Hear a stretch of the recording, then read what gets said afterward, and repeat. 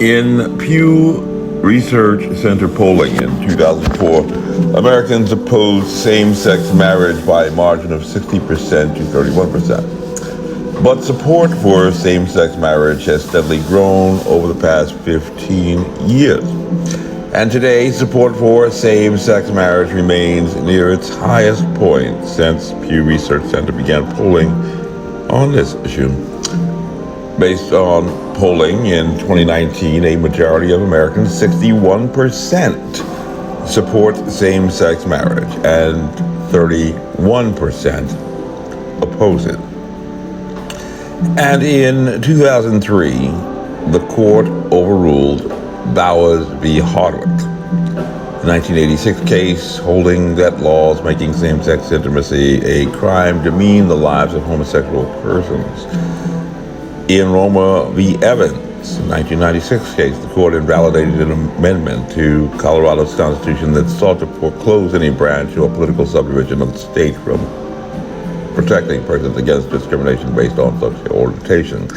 The court reaffirmed that holding in Zablocki v. RYNELL, 1978 case, which held that the right to marry was burdened by a law prohibiting fathers who were behind on child support from marrying, and again applied this principle in Turner v.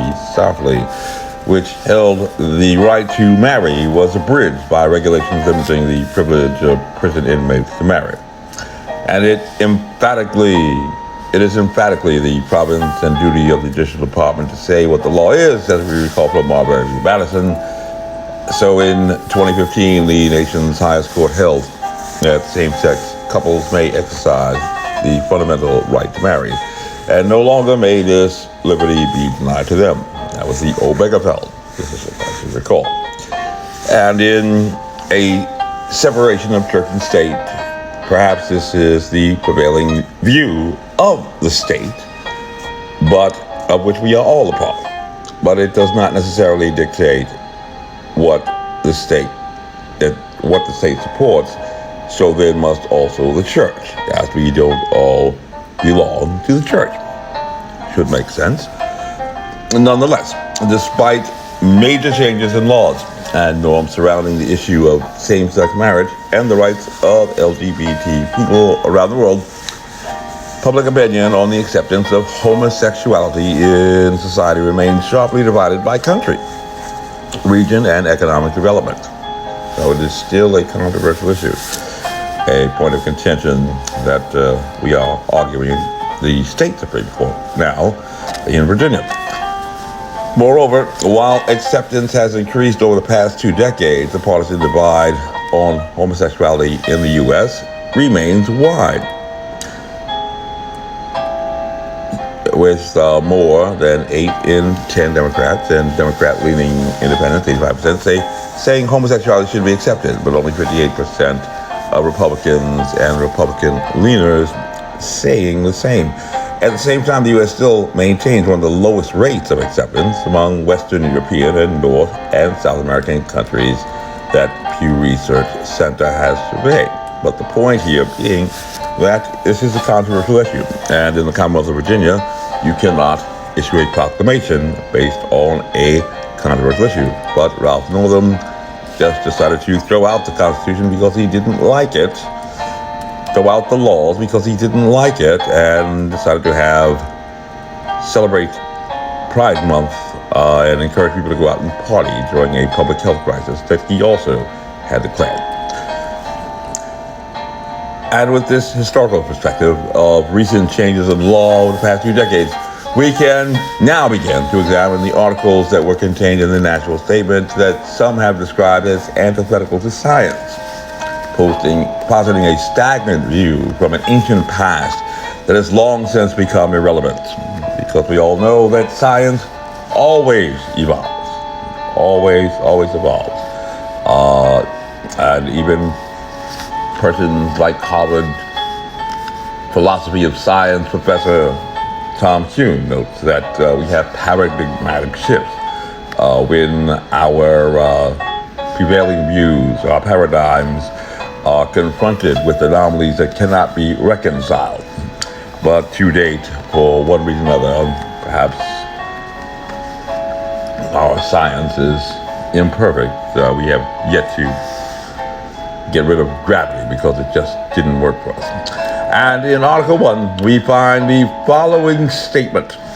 We affirm that God has designed marriage to be a covenantal, sexual, procreative, lifelong union of one man and one woman as husband and wife. And that is meant to signify the covenant love between Christ and his bride, the church. We deny that God has designed marriage to be homosexual, polygamous, or polyamorous, which means that you run around with a whole bunch of partners if you don't understand that relationship. We also deny that marriage is a mere human contract rather than a covenant made before God. In the Commonwealth of Virginia for lovers in 1951, the state Supreme Court decided Alexander B. Cookendall. That's where we are right now, the state Supreme Court, but it's no longer 1951 with our case. A case about a contract to marriage, and stated by the act of marriage, the parties thereto establish a unit of society, which automatically carries with it primary obligations, which cannot be destroyed without reducing that honorable estate to mere licensed cohabitation. So licensed cohabitation view is something lower than something that is a covenant made before God. And this legal view was consistent with the statements articulated in Article 1 of the National Statement. But for the next few moments, let us examine these words to discern. So we all like to be discerning.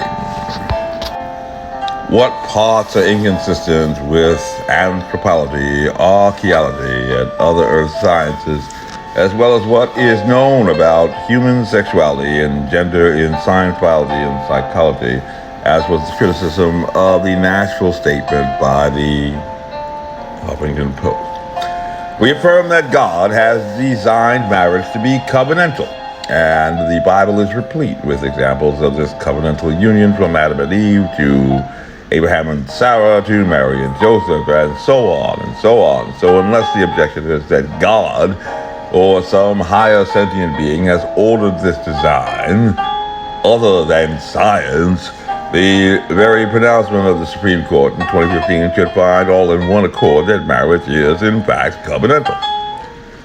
We affirm that God has designed marriage to be sexual, and again, unless there is some objection that God has ordered marriage to be sexual, at least in my limited understanding of modern notions of human sexuality and gender in science, biology, and psychology, I believe that it is safe to assume that we find also no objection to this rather universally accepted idea. We affirm that God has designed marriage to be procreative, and this may present some consternation as an issue of a stagnant and immutable view of biology as dictated by science, which at least those in faith would argue was created by God. However, if you do not believe in God, your frustration should not be with the churches who refuse to deny the science, but rather these modern notions about which we evangelical Christians have been so dominantly opposed, and if I may believe, based upon my understanding of Charles Darwin's Origin of the Species, wonderful book, he too, even though an evolutionist, would tend to agree with this view of natural selection, at least on the science. But you are free to differ with Charles Darwin if you so choose. We affirm that God has designed marriage to be lifelong, and there too we might find some persons expressing objection, preferring an at-will contract, where upon reasonable notice either party is free to inform the other that the contractual relationship has been terminated. And there one would have to raise the question as to what incentive that might exist to commence a covenantal union if at will a person, upon reasonable notice, might be permitted to sever the bonds that had united two people?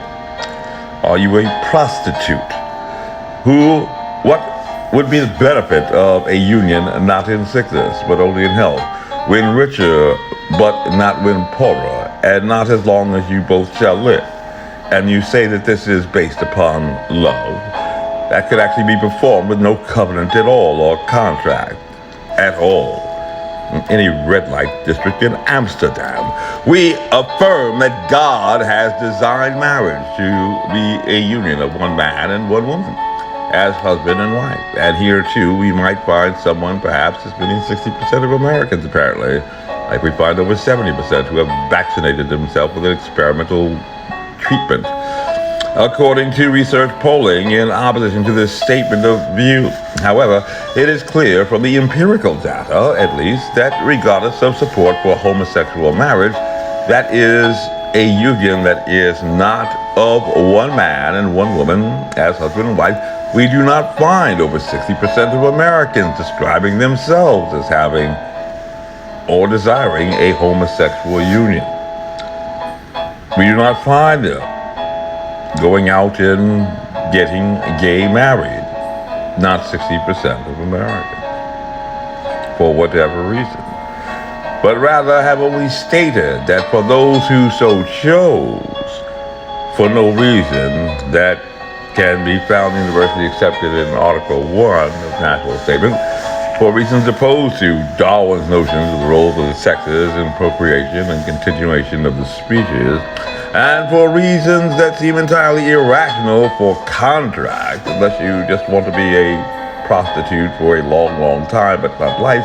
At least, according to Darwin, that is why we have this concept of natural selection, to weed out those organisms that insist, apparently, even when endowed with powers of reason, the simple science that a current public health crisis should inform us is not within our power or ability to control, to dictate like we were the ones in charge, living a life without consequence because we don't believe in consequences.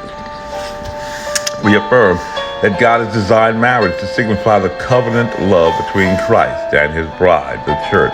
And if, as a Christian, you are simply categorically opposed to a brilliant use of a metaphor, it would be wholly inconceivable to describe you as an educated and enlightened person. But you are free, of course, to call yourself that if you so feel. Make yourself president of a company. Make yourself a pastor, even though you work at a care center.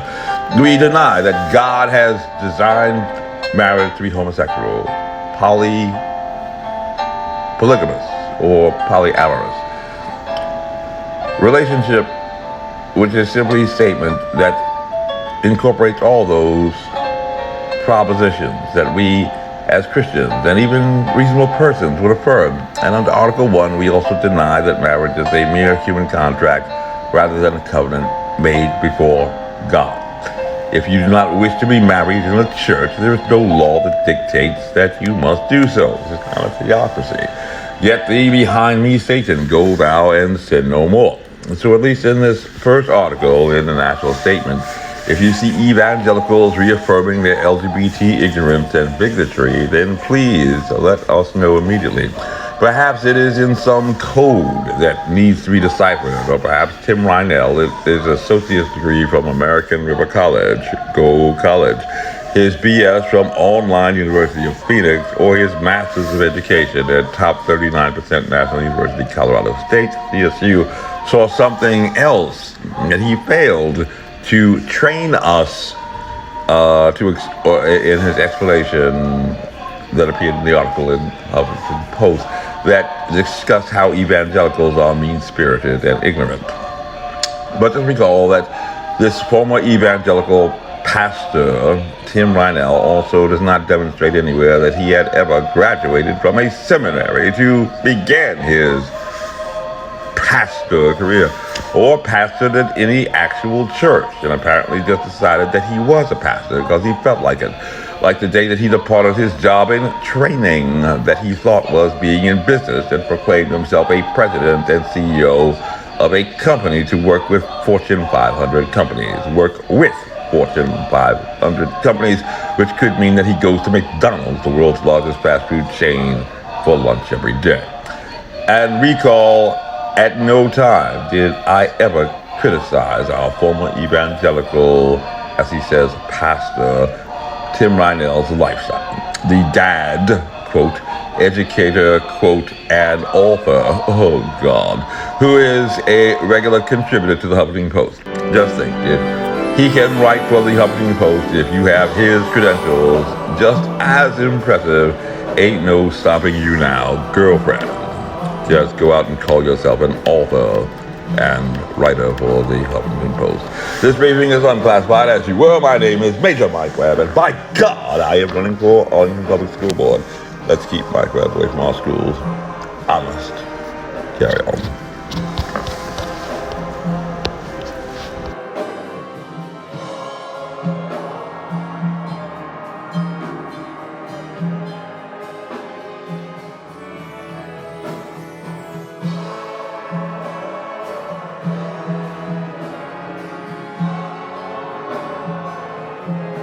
This advertisement was authorized by Mike Webb.